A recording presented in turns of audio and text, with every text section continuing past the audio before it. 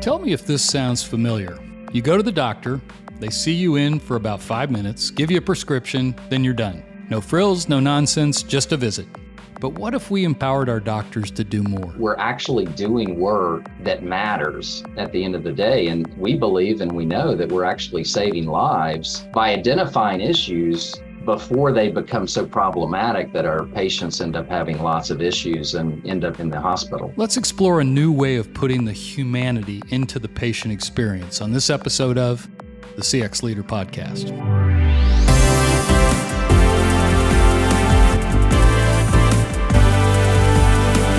The CX Leader Podcast with Steve Walker is produced by Walker, an experience management firm that helps our clients accelerate their XM success. You can find out more at walkerinfo.com. Hello, everyone. I'm Steve Walker, host of the CX Leader Podcast, and I'm glad you're listening. It's never been a better time to be a CX leader, and we explore topics and themes to help leaders like you deliver amazing experiences for your customer. Healthcare in the United States is a complex and often divisive topic. With some healthcare companies focused on the bottom line, family practitioners can get overwhelmed and have little time to develop relationships with their patients. So when a company comes along and says there is a better way for doctors to spend their time and provide better care, in other words, putting the humanity back into the experience, then it's definitely worth exploring. Well, I'm very excited about my guest today on the podcast.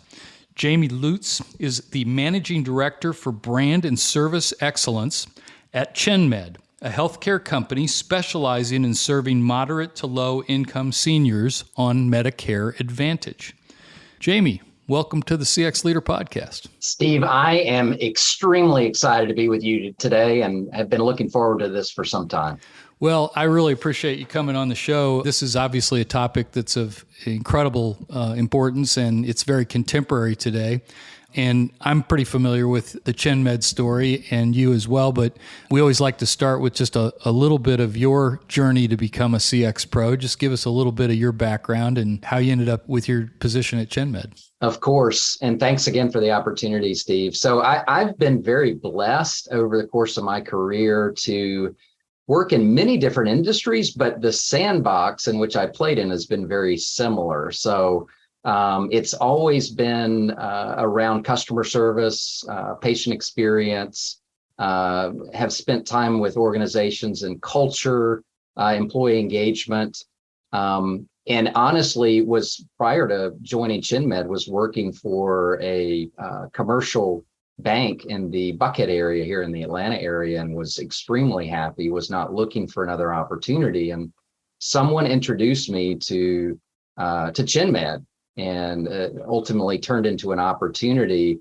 The thing that has compelled and been most fascinating to me about ChenMed is the purpose behind what we do and the opportunity to work with an organization that's committed to really serving the underserved in a way that delivers VIP service in an exceptional way. It went from, I don't know that I'm interested to, I don't think I can resist joining this company.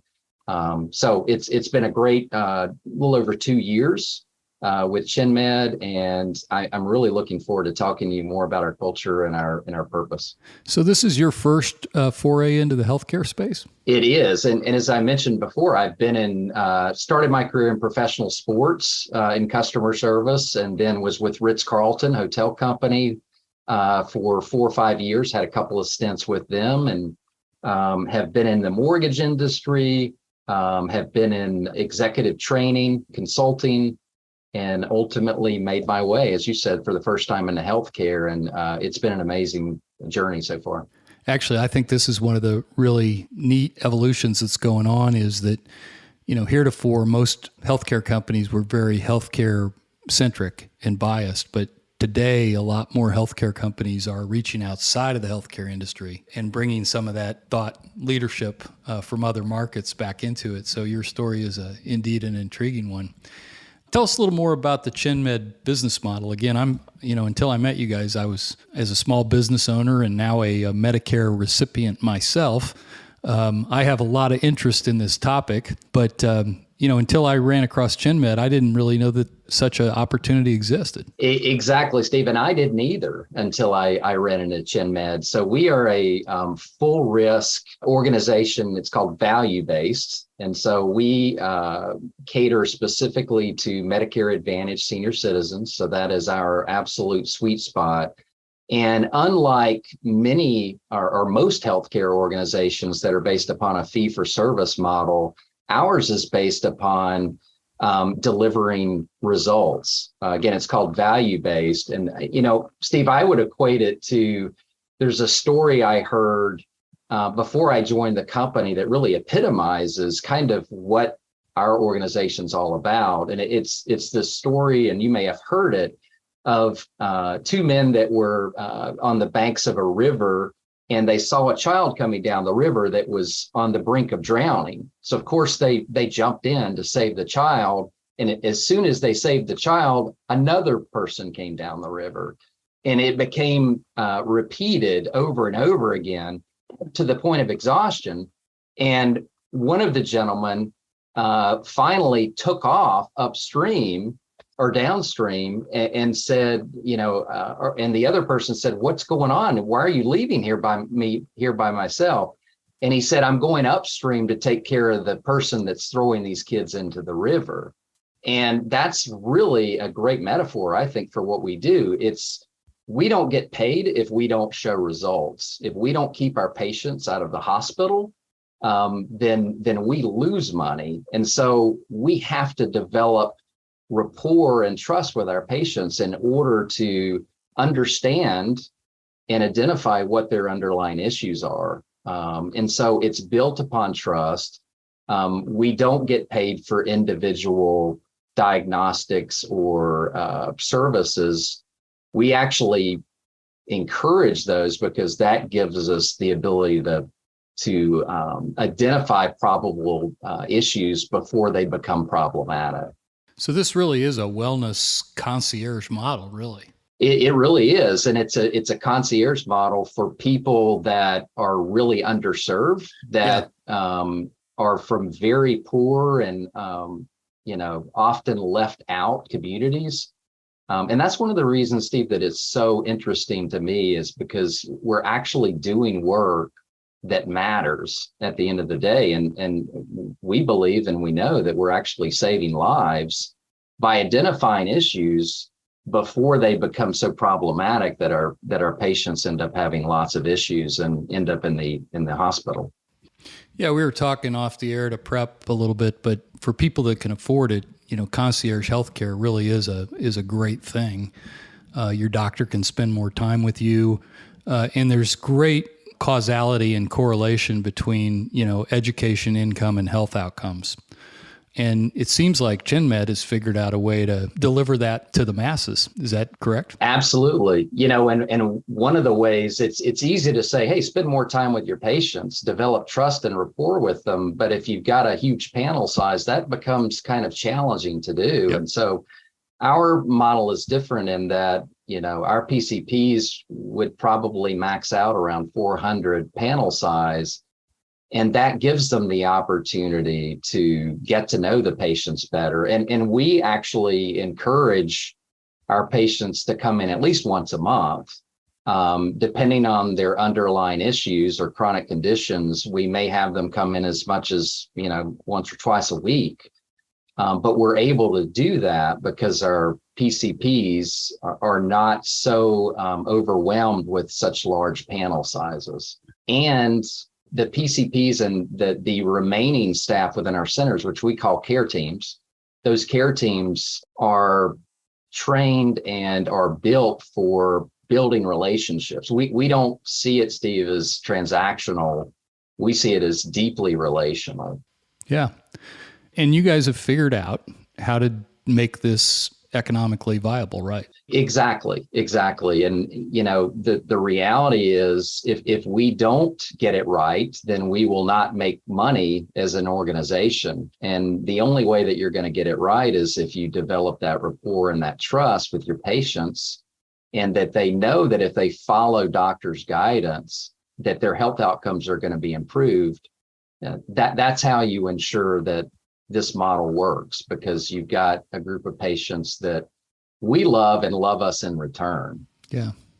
Well, I'm always so grateful to do this show because it gives me hope. And this is a perfect example of that, I think we've always known that, wellness and preventative healthcare is the right solution, but actually the folks at ChenMed are starting to prove it. And it is a much more humane way to deliver healthcare. So you talked about, frequency of visit as opposed to trying to keep them out of the office. It is a relationship. So it's not just, hey, I'm here for this symptom, but I'm treating my overall health on an ongoing basis. I suppose there's telehealth so that you don't have to go in if you don't need to. Exactly. And, as with many organizations during the COVID outbreak, we significantly changed our ability and our capabilities to conduct those remote telehealth experiences, appointments over the computer. And it's been amazing. One of the things that I also like about our company, Steve, is that it's very technologically enabled. So we were able to really quickly transition from, a primarily in-center appointment model to highly remote. Now we've transitioned back largely, but we absolutely leverage that and are continuing to leverage it on an as-needed basis. Yeah, and I guess sort of underlying all this is the ability to establish a deeper, more meaningful, trusting relationship, not only for the patient, but also for the doc, because they're not overwhelmed with such a huge panel. So you actually really do end up having a relationship with your doctor. It's almost kind of a throwback to the old days.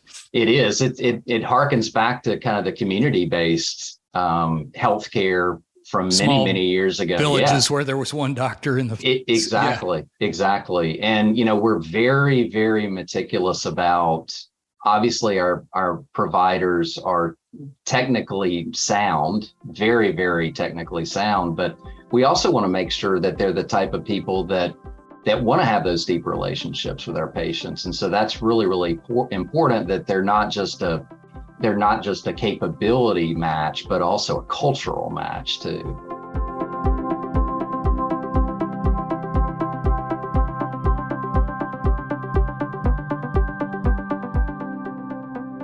My guest on the podcast this week is Jamey Lutz. He is the Managing Director for Brand and Service Excellence at ChenMed, a healthcare company that specializes in serving moderate to low income seniors who use Medicare Advantage.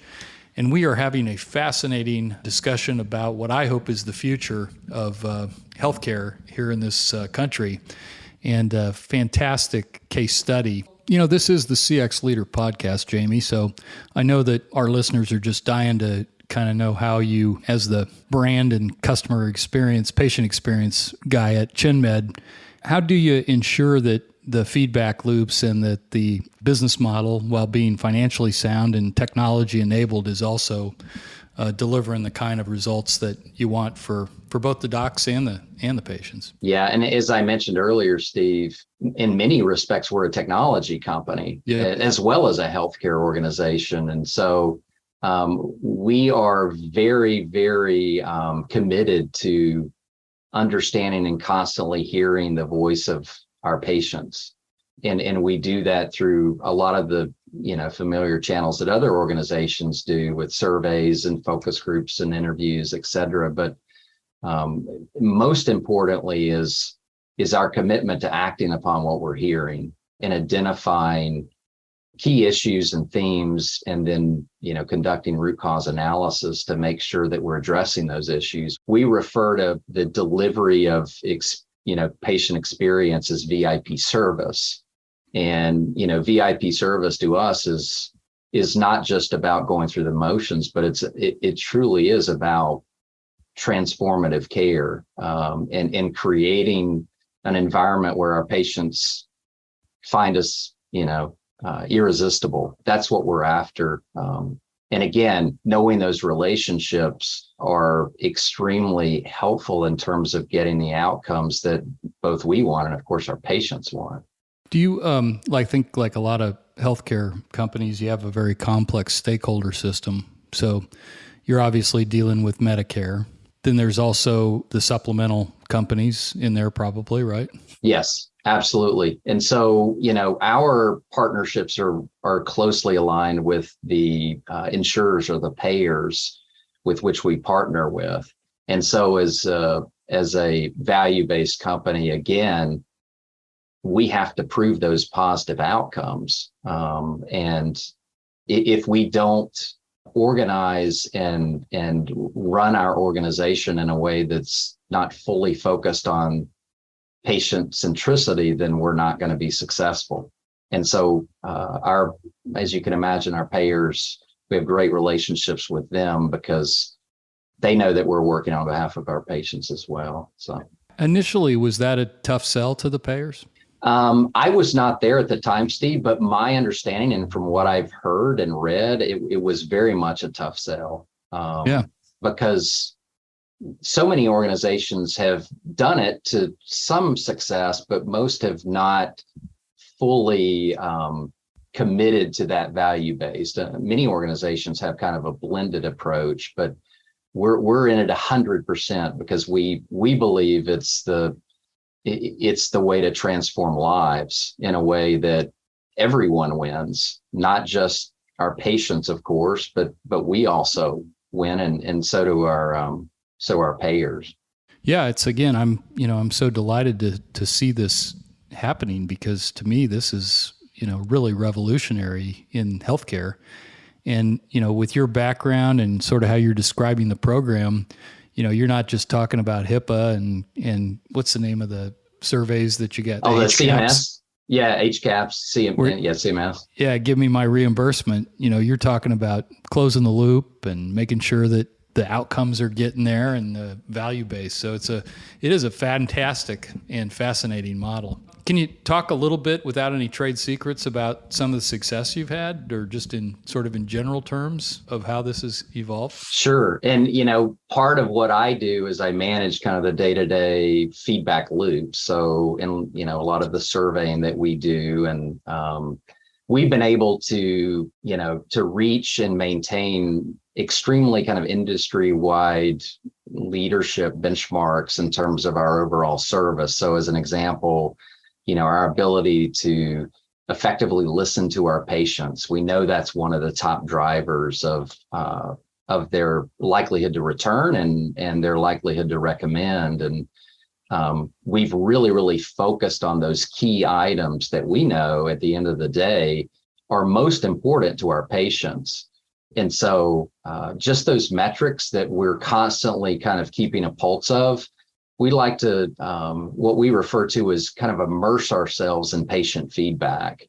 And that's part of, what I get to be involved with every day is looking for opportunities where maybe we're not performing up to our standards and addressing those with other areas of the organization to ensure that we get up to speed. So we've been able to garner a lot of great outcomes over time, some of which have been published and some of which have not. But to us, data is one thing, but if we're not actually actively acting on it and looking to improve the experience we're providing for our patients, then we're really missing the boat. So without getting into a lot of things I really can't talk about, that I would just say that based upon the ongoing feedback and that we get from our patients, both from a kind of developing a story repository of great ways that we've impacted patients, but also the data, and then acting upon that data has been really, really critical for us to help us continue to keep moving the baseline higher and higher. I'm just so fascinated with this now that I'm learning more and more about it through our discussion. But I want to go back to the fact that the patients think that they're being effectively listened to. So much of that is missing in sort of the day-to-day healthcare delivery, where it just doesn't feel like anybody's kind of in charge of the deal. And this model, not only puts the PCP in charge, but I think it also helps put the patient in charge too, because of that feedback loop. And it really is a much more human way of going about it, because you're building that trust, and the patient is I think, empowered to talk and encouraged to communicate with the doc, and then vice versa. 100%. And as you know, Steve, it's one thing to hear, it's another thing to really listen. And we hire providers that have an affinity for really effective listening and that bedside manner, that warm bedside manner. But we also train to it because there's an art to that, as an example, in terms of listening and that eye contact and the responding to or paraphrasing what you've heard. And that again instills that trust, so that, to your point earlier, patients feel more comfortable sharing things that they may not have felt comfortable sharing related to their health. And so it's a virtuous cycle. If you demonstrate effective listening, then our patients are going to be more apt to listen and also be more apt to open up. Yeah, the other thing I'm struck by too, and I think some of this is just what we've been talking about with the evolution of patient experience in the healthcare system, but for 20 years in the more commercial space, I have observed that, rarely do you see a successful company and unhappy employees and unhappy customers. There is alignment here. And in the old days, it used to be like, well, I know how to make the customers happy, lower the price. Yeah. No, they want value. They want an experience. And I think that's what ChenMed is proving now here in the primary patient care, particularly for people that are, income constrained, that you can get those things aligned. So again, it's sort of one of those laws of the universe that I think does occur there. It isn't a zero-sum game. It's a matter of alignment and transparency and making sure that you're doing the right things. And so congratulations to you and ChenMed for figuring this out. And, I can only imagine the positive impact this is going to have on our overall healthcare system here in the U.S. Well, thank you, Steve. And you're exactly right. I mean, we believe in the old kind of service profit chain model that if I'm not happy as an employee, if I don't find purpose and passion in what I'm doing, then why would I go out of my way to provide that great service and experience to someone else? And so we've been very blessed to bring on board so many people that truly have a love and compassion for the people that we serve, and I think it shows in our outcomes. I've learned a lot, Jamey, so really appreciate you coming on the podcast. But we've reached that point of the podcast where I ask every guest for their take-home value. That's a one tip or technique that our CX pros could take from your podcast and go back and improve what they're doing in their programs or in their lives. So, Jamey Lutz, what's your take-home value for this week's podcast? Well, thanks, Stephen. At the risk of being redundant, for us, it really is all about trust. And if you think about it, in any relationship, healthcare or otherwise, if you don't have trust of the person that you're interacting with, if you don't develop that trust, you really don't have a whole lot.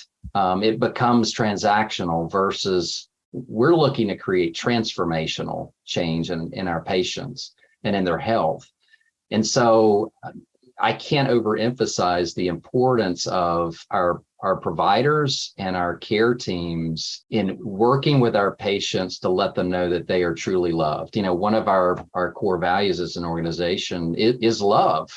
And we truly believe in that. And if we demonstrate that love for our patients, then they're going to be more likely to trust us and to follow the advice of our doctors. And ultimately, again, everyone wins at the end of the day. So if you could do one thing as it relates to patient experience, is develop that deep-seated love and trust with your patients. And we all know you don't create that in a single visit. It happens over time. And that's what we focus on is really getting to know our patients from a human-centered perspective, which is what you mentioned before, not transactional, but very relational and ultimately transformational. Very well put. What could be more human than love? And, we don't talk about that a lot in the business environment, but I think the time has come, and particularly in the business that you folks are in at ChenMed. So thank you for being on the program. Hey, if anybody would want to continue the conversation, can they find you on LinkedIn or any other content? Yeah. Yes, you can find me on LinkedIn under Jamey Lutz. You can also reach me at ChenMed. So Jamey.Lutz, JAMEY.LUTZ at ChenMed.com. And I also have a personal website that you can reach out to me at any time. It's JameyLutz.com. Hey, Jamey Lutz is the Managing Director for Brand and Service Excellence at ChenMed. I hope you enjoyed this podcast as much as I did. And check them out. Check out ChenMed. Check out JameyLutz.com. And really, very, very nice to have you again, Jamey. Thanks for being on the show.